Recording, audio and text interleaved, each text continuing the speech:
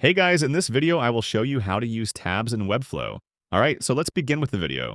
First, open Webflow website and sign into your account. Then open your Webflow project in the editor. On the left-hand side of your screen, you'll see a panel filled with elements.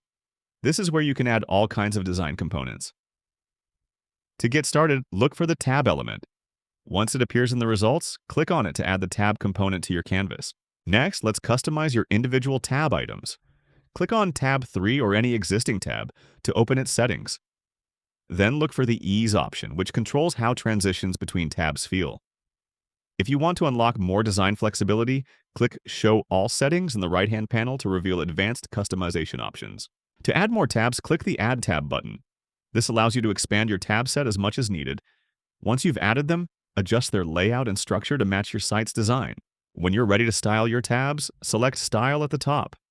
Here you can fine-tune every visual detail, such as colors, typography, spacing, and background, to align with your brand's identity. If you want to include images, click Choose Image, upload or select the one you want, and adjust its placement so it blends seamlessly with your design. Finally, once your tabs are styled and working perfectly, click Publish at the top right corner of the editor.